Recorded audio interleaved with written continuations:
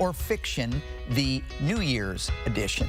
Celebrity historian Raffi Andonian is here, back in the studio with us to play along and provide some knowledge about New Year's so we can brush up on our holiday history. Raffi, read a couple of statements, and Laura and I will read. You'll read the statements. Laura and I will decide if it's fact or fiction. I'm starting the new year right. I want to start it on top as a king, you know. Okay. Just coming in like king style.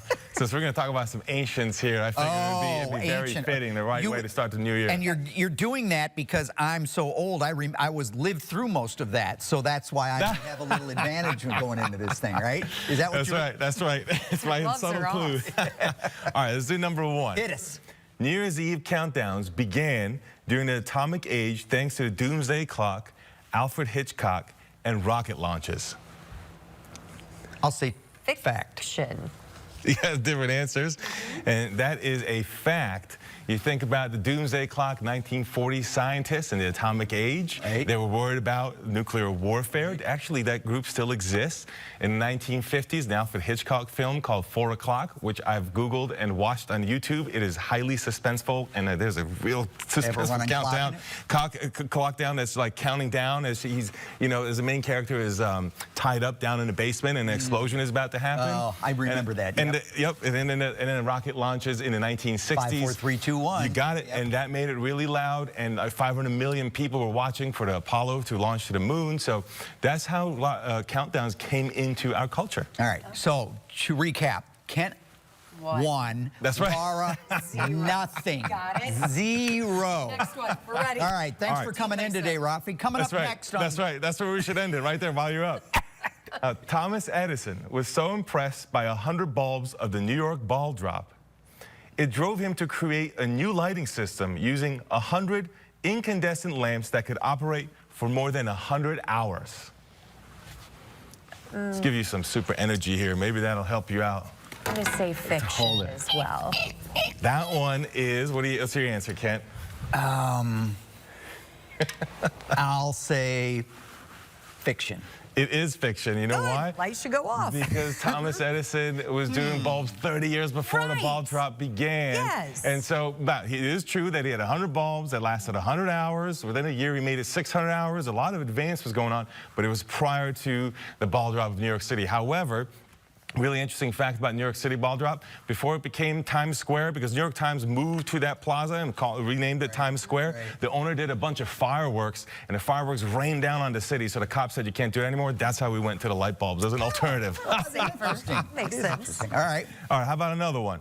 The New Year's Eve ball drop was inspired by a system of balls and flagpoles at coastal observatories to aid ship navigation.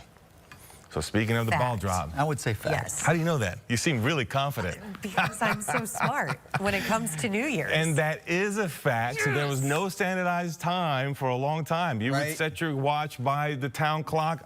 Time zones all over the place, difficult for trains and shipping. Well, in the 19th century, there's someone from the Royal Navy in England that comes up with a system of flagpoles and a ball dropping to be a system of signals so people on the ships can look to the coast and keep a consistent time, and those guys would keep some sort of standardized time with the telegraph. That's the beginning of a standardized time. Okay. Pretty cool. All right, we got to do at least one more with the resolution. Yeah, okay. New Year's resolutions originate from raucous parties to move past mistakes and celebrate starting fresh with the promises to the gods to improve future conduct.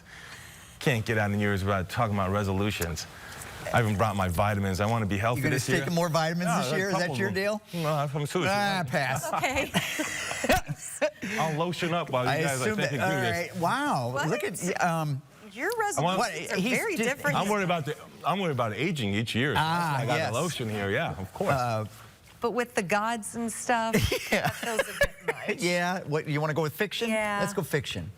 It is fiction, but the gods are involved. Oh. So in England, for example, in the Middle Ages and into the 18th century, you would have the 12 days of Christmas celebrated, so they'd still be going Christmas strong. They're partying, drinking, all kinds of stuff for 12 days straight. However, New Year's, you would not be doing that. On New Year's, there was a response to that saying, we got to take a break from that.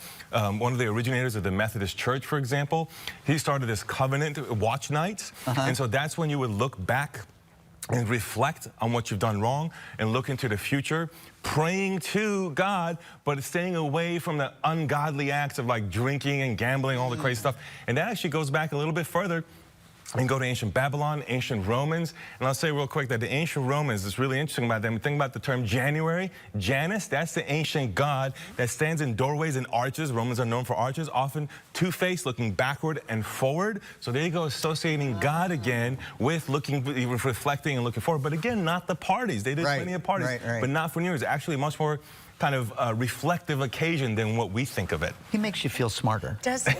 I mean, I feel a lot dumber than him, but I feel smarter than I was when I came here. I just feel older. That's why. That's why the you're countdown I'm worried about is not the Hitchcock one. It's this. I'm just trying to stay, you know, young guy freak out. It's working, buddy. Keep up the vitamins. All right, we're going to post this segment following the show at firstalert4.com/mystl live. In a new